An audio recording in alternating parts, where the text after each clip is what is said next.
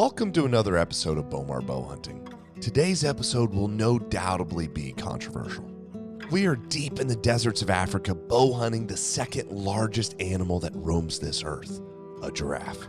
I understand why some people view giraffe hunting as wrong and even downright disturbing. The idea of taking such an incredible and majestic animal undoubtedly triggers strong emotional responses in many. However, my perspective stems from a place of profound respect and commitment to their conservation. In the world of hunting, especially in Africa, the best way and many times the only way to contribute to their protection and preservation is by hunting them. It may seem counterintuitive at first, but the truth is that hunting brings tangible value to these animals. This value in turn leads to increased efforts and resources being dedicated to safeguarding the species from threats such as habitat loss and poaching. In the end, hunting brings value and value brings protection. Through our actions in the wild, we are assuring a future where giraffes roam freely, their populations thrive, and their habitat remains intact. So join me as I grab my bow and beast broadheads and head to the vast deserts of SA, searching for an ancient old bull.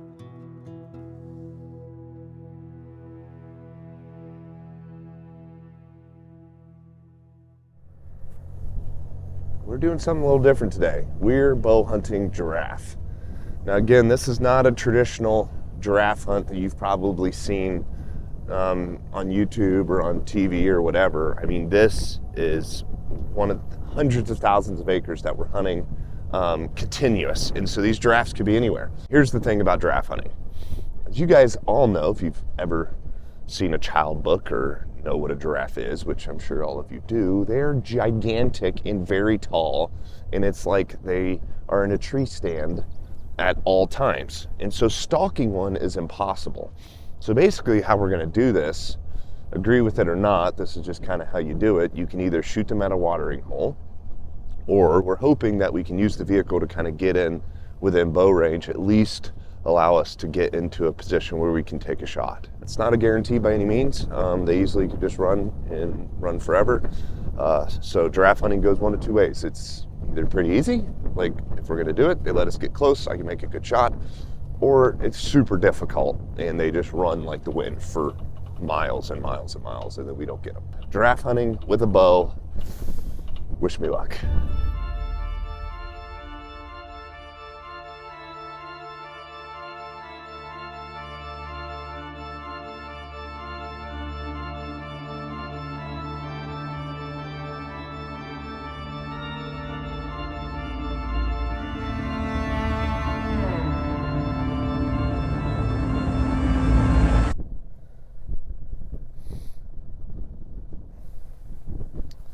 Well, it's now 9 o'clock. You know, we started at 6:30 and we still haven't seen them. We're about 2.5 hours in, I would say, of the area we thought we would find them in, and we still haven't found them. So we're just gonna keep looking. I mean, you could see the vastness. And it's just, we'll keep driving for hours and hours and hours in hopes to find them, but we may not find them. I mean, there's days worth of land to cover. It's just a matter of where they are. Let's see if we can find a big old giraffe.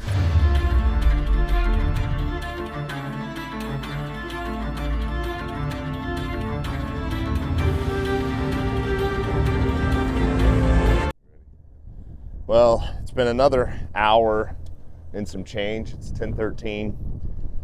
Still driving, still no sign of the giraffe.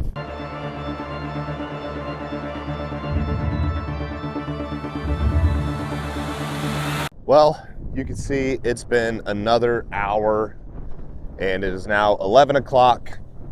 We're still driving and still have not spotted any giraffes. So we are cutting it close to timing because again, like I said, you know, we do find one and I do successfully harvest one, you know, there's a whole process to make sure every piece of that animal is utilized and not wasted. And so that's a lot of manpower to get in here, a lot of time, and it gets dark around 5:45.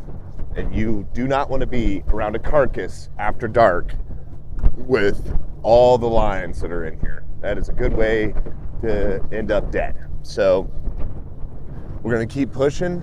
We did see some more tracks. They looked about a day old, so that's a good sign. We're gonna keep looking. Wish us luck, guys. We're running out of time.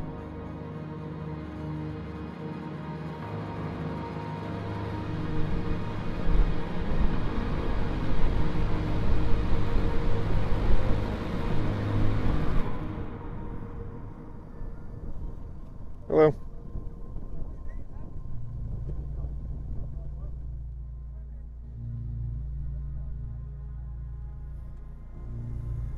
All right.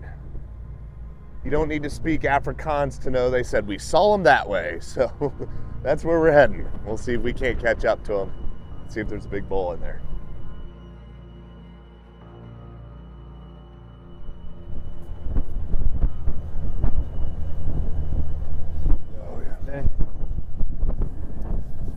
Yeah, right here, this guy. That's a big, big bull. That's what we're looking for right there, boys. We've looked all morning. I mean, it's 11:30 now, and we finally found them. There's two big bulls right there. Wow. So now, basically, they're curious, right? They see the vehicles. There's water people that come in and out to help with the watering holes. They're not too necessarily afraid of the water or afraid of the trucks. So we're going to try to use these trucks to kind of get in close. Or use a truck, I should say. Try to get in close and get a shot. Again, this is the only way to be able to do it out here. Imagine trying to stalk someone that's in a tree stand, because that's basically what they are.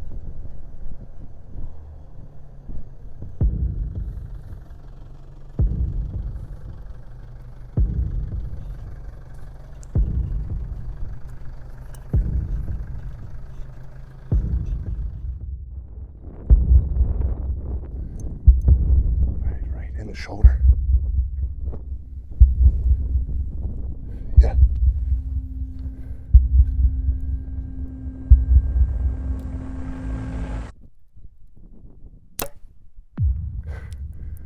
It smoked him. It's perfect.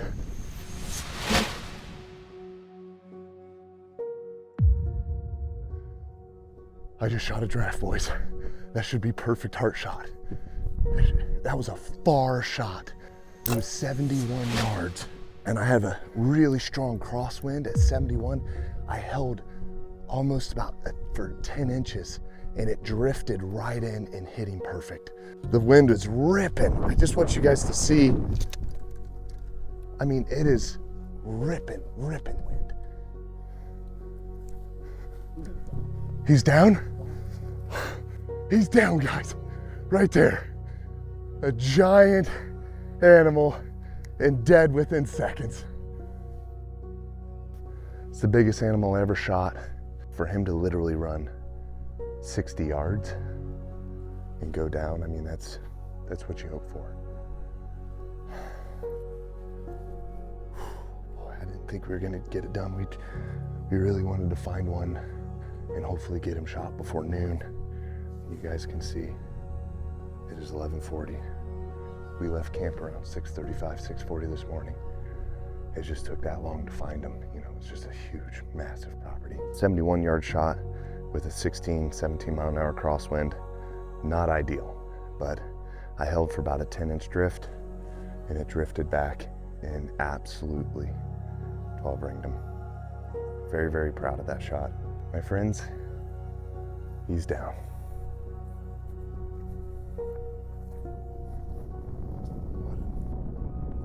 Thank you. Thank you. I appreciate that. This moment is strange I know for you watching this, for sure it is for me. There's mixed emotions, you know, there's a sense of sadness for loss, for sure. But a sense of pride and accomplishment for all that went into harvesting him. You know, this is the way it feels with every animal, but for whatever reason, the bigger they are, the harder that emotion hits. And this is by far the largest animal I've ever hunted and shot. And it's an old bull, great bull. I mean, you gotta remember in Africa and everywhere in the world, nothing dies of old age in the wild. And you guys have to realize that, because eventually he's no longer faster than the lions and the other predators. and then he gets eaten and killed alive, which is terrible. And so this is why we hunt and doing all this. We harvest old specific animals, and then there's money obviously paid to be able to hunt these animals. That money goes into, you know, providing value for these animals, and value brings protection. And protection brings of course, brings, you know, the survival of the animals and species and everything.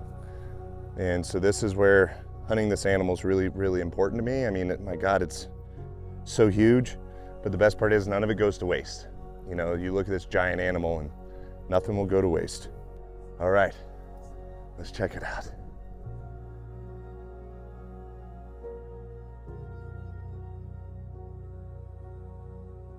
Holy smokes, guys.